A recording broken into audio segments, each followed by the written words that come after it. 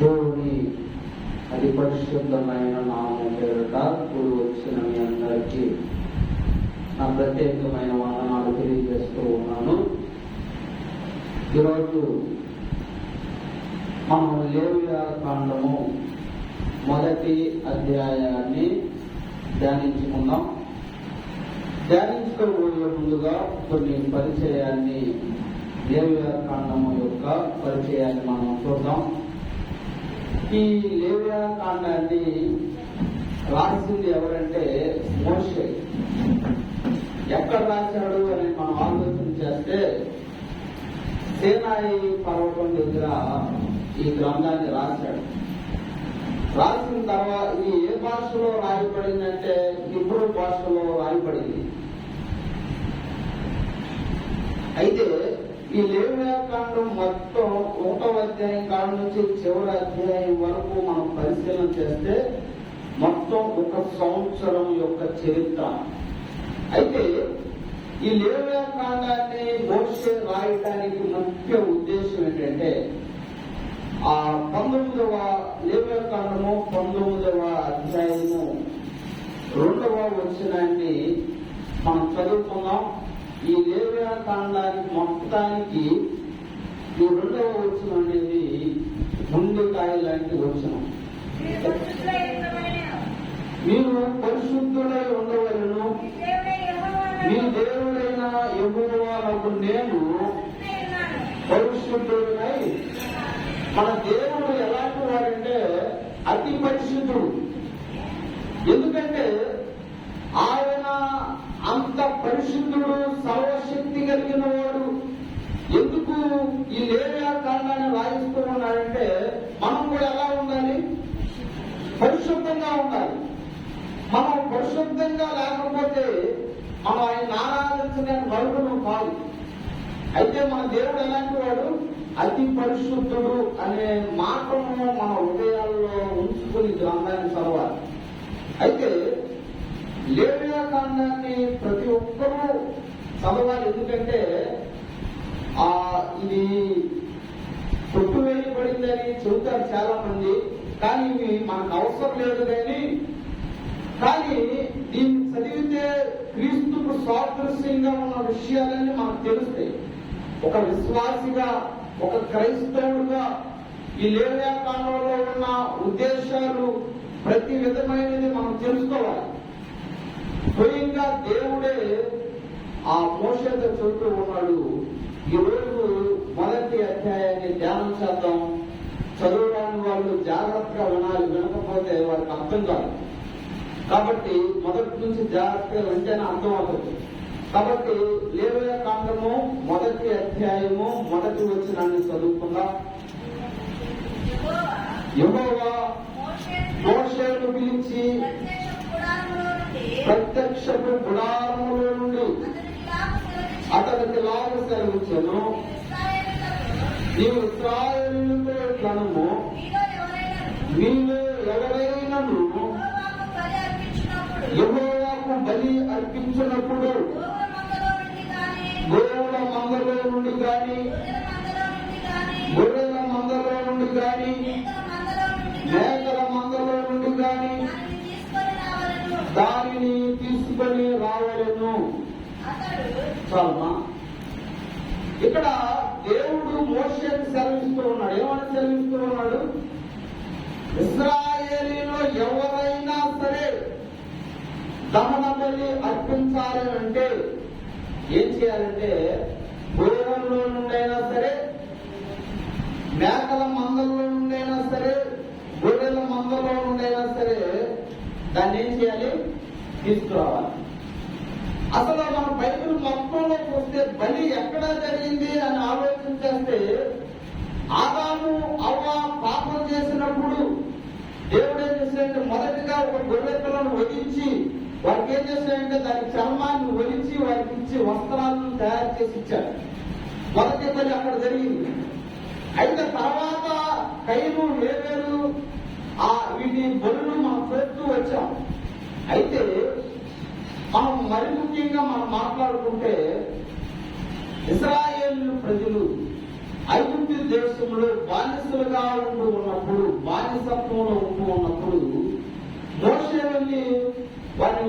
తీసుకురావడానికి వెళ్ళినప్పుడు వారి మీద 10 తెగుళ్ళు రప్పిస్తూ ఉన్నప్పుడు 10వ తెగులుగా ఆ మోషే చెబుతాడు, మీరు ఒక పస్కా యొక్క బలి పశువును సిద్ధం చేసుకోవాలి. ఆ బలి పశువు ఎక్కడో బయట ఉన్నది కాదు, మీ మందలోనిదే అయి ఉండాలి.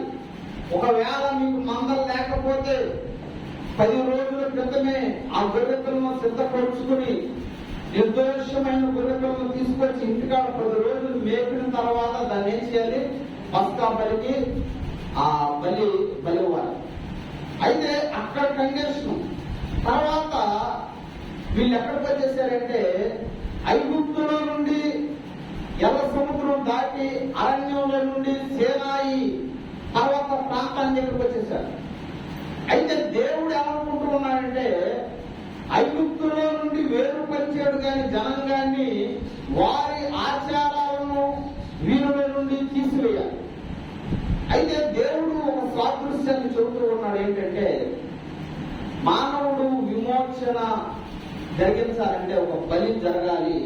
దానికి సాదృశ్యంగా ఈ బలిని వారికి నేర్పిస్తూ ఉన్నాడు. ఎలా నేర్పిస్తూ ఉన్నాడంటే ఎవరైనా సరే బలి అర్పించాలి, దహన బలి అర్పించాలనుకుంటే ఎక్కడ దేవుళ్ళ నుంచి తీసుకురావాలి, గోవుల్లో నుండి, గొర్రెల్లో నుండి, మేకల మందలో నుండి దాన్ని తీసుకురావాలి. అయితే ప్రతి ఒక్కరూ దాన్ని ఖచ్చితంగా చేయాలా అంటే ఇది చేయాలని కట్టడు కాదు, ఎవరైనా అర్పించాలి అనే ఉద్దేశం ఉంటే. అయితే 3వ వచనాన్ని కూడా చదువుకుని ముందుకు వెళ్దాం. అర్పించున్నది గోవులలోనిదైన ఎడల నిర్దోషమైన మగదానిని తీసుకుని రావాలను.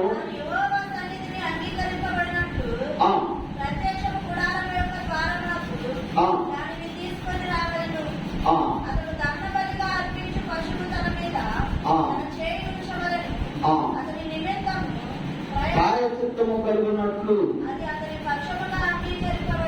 అది అతని పక్షముగా అంగీకరింపబడును. చాలు. ఇక్కడ గోవుల్లో నుండి తీసుకొచ్చేటప్పుడంట ఏం చేయాలంటే అది నిర్దోషమైన మగదై ఉండాలి, మగ జంతువై ఉండాలి.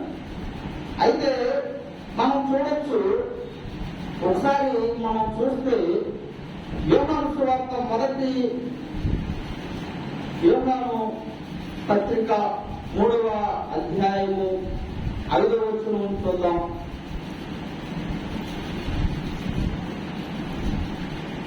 యోహాను రాసిన మొదటి పత్రిక 3వ అధ్యాయము 5వ వచనాన్ని.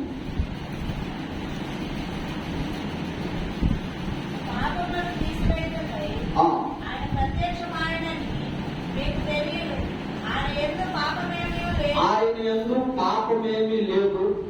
చాలు. ఇంకా మనం 1 పేతురు 2వ అధ్యాయము 22వ వచనం చూసిన ఆయనలో పాపము లేదు. కొరింథీయులకు రాసిన 2వ పత్రిక 5వ అధ్యాయము 22వ వచనం చూసిన ఆయన పాపము ఎరుగని వాడు అని ఉంటది. అయితే ఈ 3 వచనాలను సాదృశ్యంగా ఒక వచనాన్ని చదువుకున్నాం. హెబ్రీయులకు రాసిన పత్రిక 7వ అధ్యాయము 26వ వచనాన్ని చదువుకున్నాం.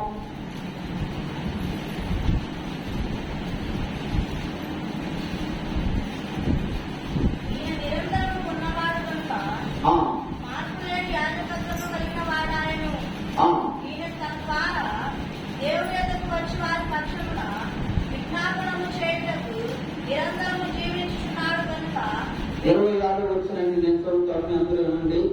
పవిత్రులను, నిర్దోషి, నిష్కల్ముషులను, పాపములలో చేరక, పాపులలో చేరక ప్రత్యేకముగా ఉన్నవాడును, ఆకాశ మండలము కంటే మిక్కిలి హెచ్చైన వాడునైనా ఇటు ప్రధాన యాజకుడు మనకు సరిపోయిన వాడు. అయితే దేవుని యొక్క గ్రంథం ఏమని తెలియజేస్తూ ఉందంటే ఆయన నిర్దోషి, ఆయనలో ఎలాంటి పాపం లేదు. ఆయన 3.5 సంవత్సరాలు పరిచర్య చేస్తూ ఉన్నప్పుడు 7,000 మంది పరిచర్యలు ఉన్నా కూడా వారందరి ముందు ఒక సవాలు విసిరాడు. ఏంటంటే నాలో పాపం ఉందని ఎవరైనా నిరూపించగలరా?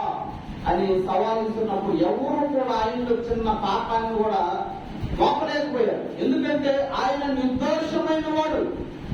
అయితే ఈ రోజు ఈ దహన బలి అయితే గోవుల్లో నుండి నిర్దోషమైన గొర్రె పిల్ల, నిర్దోషమైన ఆ గోవు ఈ దేనికి సాదృశ్యంగా ఉందంటే ఏ పాపము ఎరుగని మన యేసు ప్రభు వారికి సాదృశ్యంగా ఉంది.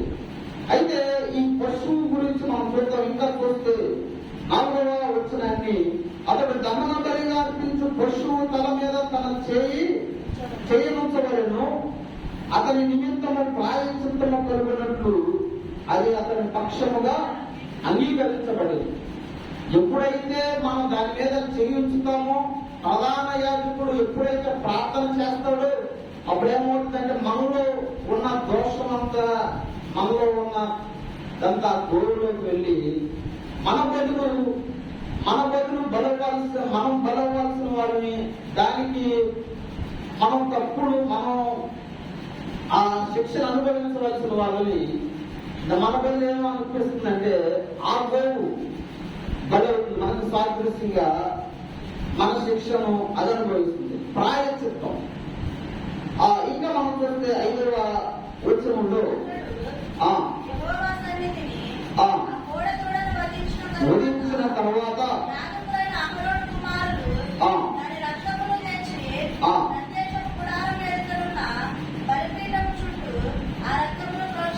ప్రోక్షింపవలెను. అప్పుడు అతడు దహన బలి రూపమైన ఆ పశువు చర్మమును ఒలిచి దాని అవయవములను విడదీసిన తర్వాత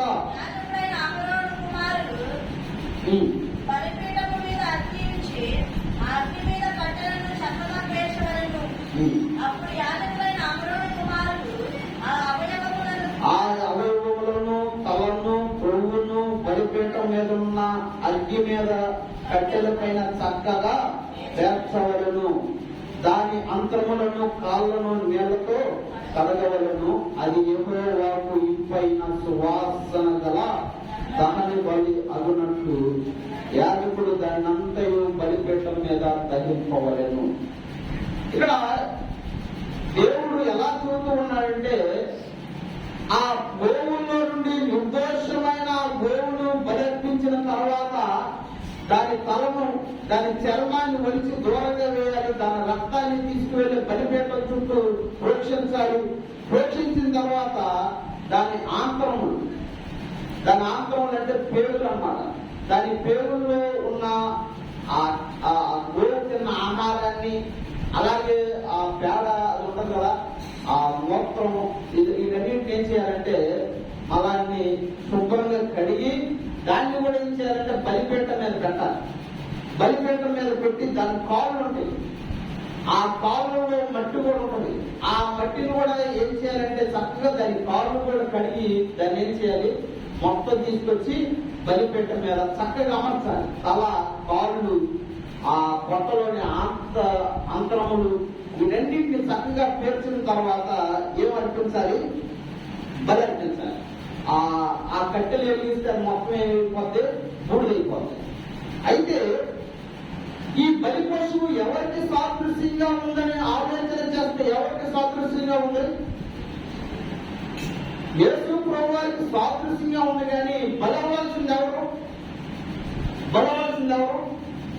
చెప్పాలి, విన్నారా? బలవలసింది ఎవరు? మనమే. ఎందుకంటే ఎప్పుడైతే ఆజ్ఞ అతిక్రమించడం పాపమైతే, ఏదేను వనంలో ఆదాము దేవుని యొక్క మాటను ధిక్కరించి మంచి చెడులు తెలియజేసే వృక్ష ఫలాన్ని తిన్నారో ఆ రోజే దేవుని మాటను ధిక్కరించారో ఆ రోజే దేవునికి శత్రువులైపోయారు. దేవుడికి శత్రువులైపోతే మరణించటమే. ఎందుకంటే దేవుడికి శత్రువులు అనేవారు ఉండలేదు. అయితే అలాంటి శత్రువులు మరణించవలసిన మనము ఎలా మరణించాలంటే, ఈ గోవు ఎలాగైతే మరణిస్తుందో అలాగే మన ఆంతరములు మొత్తం అలా బలైపోవాలి. ఎందుకంటే ఈ లోకంలో ఉండగా మనం క్రీస్తుని అనుసరించకపోతే, క్రీస్తు మన బలి పశువుగా ఉండకపోతే మనం ఎక్కడ బలి అవుతామంటే, మన బలిపీఠం ఎక్కడ ఉందంటే, దహన బలి ఎక్కడ ఉందంటే నరకాగ్ని అనే దహన బలి ఉంది. ఆ నరకంలో నిత్యము యుగ యుగాలు మన శరీరము ఆత్మ ఎప్పుడు దహించబడుతూనే ఉంటది. అలాంటి దహన బలి నుండి తప్పించాలనే దేవుడు 2000 సంవత్సరాల క్రితం ఆయన భూమి మీదకి వచ్చి ఆయన ప్రాణాన్ని పెట్టి రక్తాన్ని కాచి శిలువ మీద చనిపోయాడు. ఎందుకంటే ఆయన మన బలి ఆ నరకాగ్ని నుండి తప్పించాలనే ఉద్దేశం. అయితే ఈ రోజు మానవులు ఏం చేస్తూ ఉన్నారంటే, ఇదంతా క్రీస్తుని పట్టించుకున్నామా? క్రీస్తుని పట్టించుకున్నామా? క్రీస్తుని పట్టించుకున్నా మన కోసం మన ప్రధాన యాజకుడు నిర్దోషమైన వాడు, సర్వశక్తిమంతుడు, అతి పరిశుద్ధుడు. అలాంటి దేవుణ్ణి వదిలిపెట్టేసి మనం ఏం చేస్తున్నామంటే, ఆయన్ని పట్టించుకోవడం కాదు, నిర్లక్ష్యం చేస్తూ ఆయన మన బలి పశువుగా మనం ఉంచుకోకుండా మనం పక్కదారులు, ఈ లోక ఆచారాలు, ఈ లోకం వ్యామోహాల్లో మునిగిపోయి అసలు క్రీస్తు అనేవాడు ఉన్నాడో లేడు మనకు అనవసరం అనే ఆలోచనలో ఈ ప్రపంచం బ్రతుకుతుంది. అసలు బలి అవ్వాల్సిన మనం. అయితే మన బదులుగా అతని కుమారుడు బలిపీఠం అవుతూ ఉన్నాడు, బలి అయిపోతూ ఉన్నాడు. ఇక్కడ మన 9వ వచనాన్ని చదువుకుని ముందుకు వెళ్దాం. దాని అంతములోను ఆ, కాళ్ళను నీళ్లతో కడగవలెను. ఆ. యెహోవాకు ఇంపైన సువాసన గల ఇంపైన సువాసన గల దహన బలి అగునట్లు యాజకుడు దాని మొత్తంతయు బలిపీఠం మీద దహించవలెను. ఏది కూడా యాజకుడు ఎత్తుకెళ్తానికి వీల్లేదు. పూర్తిగా దహన బలి ఎలా అర్పించాలంటే పూర్తిగా భస్మం అయిపోవాలి. అయితే అది అలా చేస్తే అది యెహోవాకి ఎలాంటిది? ఇంపైన సువాసన గల హోమము. అయితే ఇంకా మనం కింద చూస్తే ఇది 1 నుంచి 3వ అధ్యాయం నుంచి 9వ వచనం వరకు గోవును గురించి చెప్పబడింది. 10వ అధ్యాయం నుంచి 13వ వచనం వరకు అది గొర్రె గాని మేక గురించి చెప్పబడింది. ఒకసారి మేకల గురించి కూడా సేమ్ అలాగే ఉంటుంది, కానీ కొద్దిగా ఎంటుక వాసన తేడా ఉంటుంది. అది కూడా మనం గమనించి ముందుకు వెళ్ళిపోదాం, ఎందుకంటే సమయం చాలా తక్కువగా ఉంది. 11వ వచనాన్ని చదువుకున్నాం. బలిపీఠము ఉత్తర దిక్కున ఆ, యెహోవా సన్నిధిని యెహోవా సన్నిధిని దాన్ని వదిలింపవలెను. యాజకులకు అహరోను కుమారులు ఆ, బలిపీఠము చుట్టూ దాని రక్తమును ప్రోక్షింపవలెను. దాని అవయవములను ఆ, దాని తలను ఆ, రొమ్మును ఆ. విడదీసిన తరువాత యాజకుడు బలిపీఠము మీద ఉన్న అగ్ని మీద కట్టెలపై చక్కగా పేర్చవలెను. దాని అంతరములను కాళ్ళను నీళ్లతో కడగవలను. అప్పుడు యాజకుడు దాని అంతరం తెచ్చి బలిపీఠం మీద దాన్ని దహింపవలను. అది దహన బలి, అనగా యెహోవాకు ఇంపైన సువాసన గల హోమము.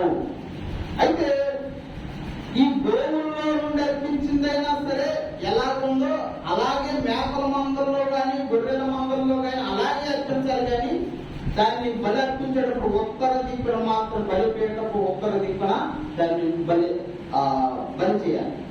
ఇంకా మనం చూస్తే ఈ బలిపీఠం కూడా ఎలా ఉంది? దేవుడికి ఎలా ఉంది?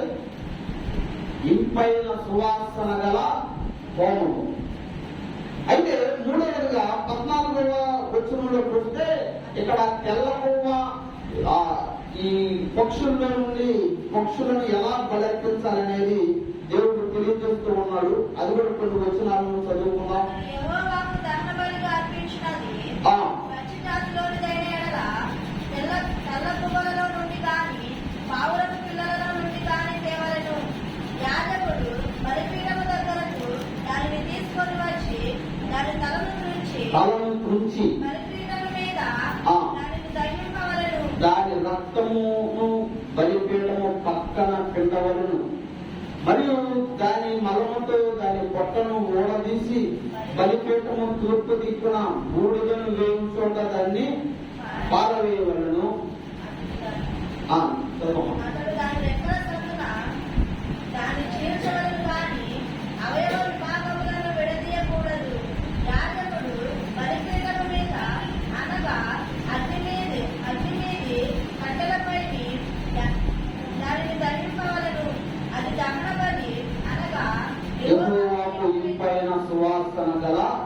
హోమము.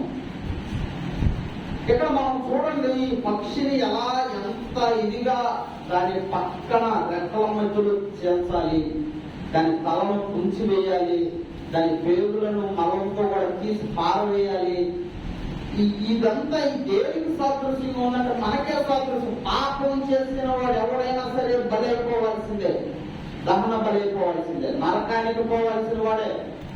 ఆ నరక శిక్ష నుండి తప్పించడానికి ఆయన కుమారుడు దేనికి సాదృశ్యంగా అంటే ఈ దహన బలి ఆయన శిలువు మీద మన కోసం బలయ్యాడు. ఆయన మన కోసం ఆయన దెబ్బలు తిన్నాడు, మన కోసం ఆయన ముఖం మీద ఉమ్మేయించుకున్నాడు, మన కోసం ఆయన ఆఖరి బొట్టు వరకు ఆయన రక్తాన్ని కార్చాడు. ఎందుకంటే మన కోసం ఆయన ఏమయ్యాడంటే బలైపోయాడు. కాబట్టి ఆయన సాదృశ్యం తెలియాలి, ఆయన ప్రేమ మన ఎడల ఆయన చూపిస్తున్న ప్రేమ తెలియాలంటే ఆయన ఎందుకు బలవ్వాల్సి వచ్చిందనేది మనం అర్థం చేసుకోవాలి. అయితే ఇక్కడ దేవుడు 3 రకాలు హోమాలు, ఒకే దహన బలి, అందులో గోవుల మందైనా సరే, గొర్రెల మందైనా సరే, పక్షి జాతులు అయినా సరే 3 రకాల హోమాలు చెప్పాడు. ఎందుకంటే ధనవంతుడైతే దేన్ని అర్పిస్తాడు? గోవుల రోజునిది అర్పిస్తాడు. ఆ కొద్దిగా మిడిల్ క్లాస్ వాడైతే ఏమర్పిస్తాడు? గొర్రెలు గాని మేకలు గాని అర్పిస్తాడు. అసలు ధనం లేని వాడు పేద కుటుంబీకులు అయితే ఏమర్పిస్తాడు? ఈ పక్షి జాతుల్లో నుండి అర్పిస్తారు. అయితే మనం కొత్త నిబంధనలో కూడా చూడొచ్చు.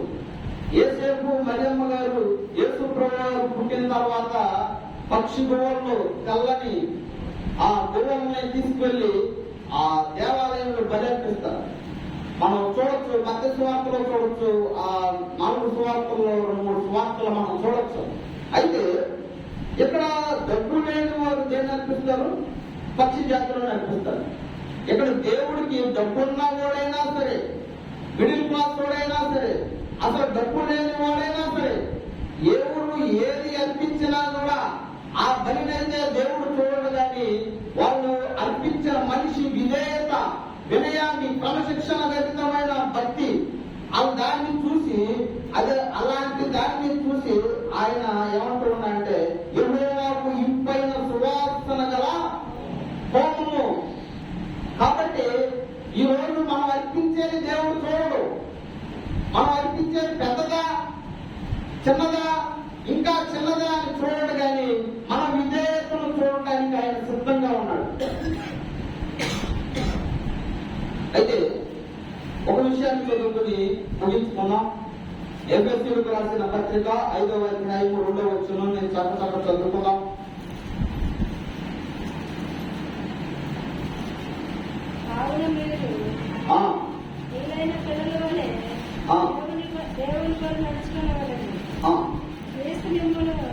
ప్రేమించి పరిమళ వాసనగా ఉండుటకు మన కొరకు తాను దేవునికి అర్పణముగాను బలిగాను అప్పగించుకునేది. అలాగనే మీరును ప్రేమ కలిగి నడుచుకునేది. మన కోసం మన ప్రభు ఎలా అర్పించుకున్నాడు? అర్పించుకున్నాడా? చరిత్ర ఆధారాలు ఉన్నాయి. అనేక మంది చరిత్రకారులు ఉన్నారు. జీవ గ్రంథము, పరిశుద్ధ గ్రంథము తెలియజేస్తూ ఉంది మన దేవుడి గురించి. ఈ భూమి మీద అనేక మంది దేవుళ్ళు ఉన్నారు, దేవతలు అనబడిన వారు ఉన్నారు. ఏ దేవుడు కూడా, ఏ దేవత కూడా మానవుని కోసం తన ప్రాణాన్ని పెట్టిన వాడు లేడు. పెట్టి తన ప్రాణాన్ని మరలా తీసుకోగలిగిన వాడు ఈ భూమి మీద ఏ దేవుడు లేడు. మన దేవుడు మాత్రమే మనందరి కోసం భూమి మీదకి వచ్చాడు, బలయ్యాడు. మనందరి కోసం ఆయన ప్రథమ ఫలంగా తిరిగి లేచాడు. అలాంటి పరిశుద్ధమైన దేవుడు ఈ భూమి మీద, ఈ సర్వ ప్రపంచంలో ఎక్కడా లేడు. అంత మంచి దేవుడిని, అంత మంచి గుణాలున్న దేవుడిని మనం ఎరిగి జీవిస్తూ, మనం ఎరిగి ఆయన ఆరాధించవలసిన వారమై ఉండి ఆయన పక్కన పెట్టేసి మనం ఏం చేస్తున్నామంటే ఎక్కడో పక్కకు వెళ్ళిపోతున్నాం. కాబట్టి ఆయన గాని నీ పస్కా బలి పశువుగా లేకపోతే ఖచ్చితంగా నీవే దహన బలిగా అయిపోతాం. ఈరోజు మీ అందరూ ఒక విషయం చెప్పండి, యేసు క్రీస్తే నా పస్కా బలి పశువు అని నీ గుండె మీద చేసుకుని చెప్పగలరా? చెప్తారా? ఎవరైతే చెప్పగలరో వాళ్ళు మాత్రమే పరలోకం నిత్యత్వానికి అర్హులు, కానీ చెప్పలేని వాళ్ళు ఈ గోవుని అయితే ఎలాగైతే వధించబడిందో అలాగే నరకంలో ప్రతి మానవుడు వధింపబడవలసిన వాడిగా ఉన్నాడు. యుగ యుగాలు యాతన పడవలసిన వాడిగా ఉన్నాడు. కాబట్టి దేవుడు మన కోసం బలైపోయాడు. ఒక వాక్యం చదువుకుని ముగించేస్తున్నాం. హెబ్రీయులకు రాసిన పత్రిక 10వ అధ్యాయము 8, 9, 10 వచనాలు చదువుతున్నాం.